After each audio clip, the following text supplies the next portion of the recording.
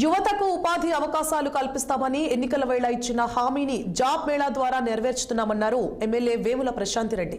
ప్రతి 3 నెలలకోసారి నిర్వహించే ఈ జాబ్ మేళా నిరుద్యోగ సమస్యకు పరిష్కారాన్ని ఇస్తుందని తెలిపారు. ఈ నెల 15న నెల్లూరు జిల్లా కనుపర్తపాడులో నిర్వహించే జాబ్ మేళా వివరాలను ఆమె వెల్లడించారు.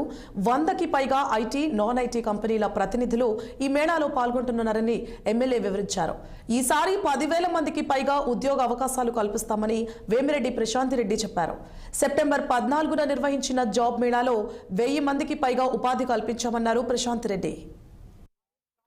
ముఖ్యమంత్రి నారా చంద్రబాబు నాయుడు గారి ఆశయాలకి అనుగుణంగా జిల్లాలో నిరుద్యోగ సమస్యకు పరిష్కారంగా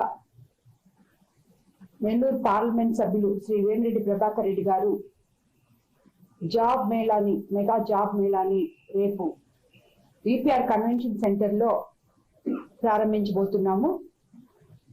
ఈ జాబ్ మేళా మేము ఇదివరకు విపిఆర్ ఫౌండేషన్ తరఫున సెప్టెంబర్ 14వ తేదీ ఒకసారి చేయడం జరిగింది.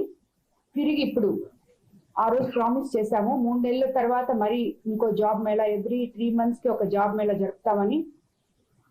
అలాగే ఎంతో మంది నిరుద్యోగ యువతీ యువకులు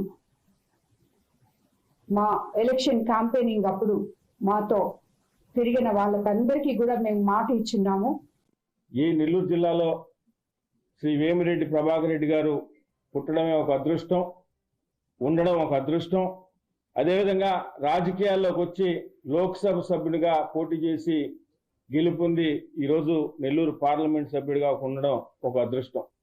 ఎందుకంటే మనం చాలా మంది రాజకీయ నాయకులు చూస్తూ ఉంటాం, పార్లమెంట్ సభ్యులుగా పోటీ చేయడం, ఏదో ₹4 డబ్బులు ఖర్చు పెట్టుకుని ఢిల్లీకి పోయి పార్లమెంట్లో ఏదో 1-2 క్వశ్చన్లు వేసి అవన్నీ కూడా జిల్లాకి సంబంధించి ఏదో మీడియా మిత్రులు తెలపడం తప్పితే, స్థానికంగా ఉన్న ఎవరైతే ఎలక్షన్స్లో కష్టపడి తన కోసం పనిచేసి నిరుద్యోగులు కానీ, ప్రజలు కానీ, ప్రజలకు సంబంధించిన వారి బిడ్డలు ఎంతోమంది డిగ్రీలు కానీ, బీటెక్లు కానీ, 10th కానీ, ఇంటర్మీడియట్ కానీ, ఐటీఐలు కానీ, పాలిటెక్నిక్ కానీ, ఇతరితర క్వాలిఫికేషన్లు చేసిన వారి బిడ్డలు ఎంతో మంది ఉంటారు.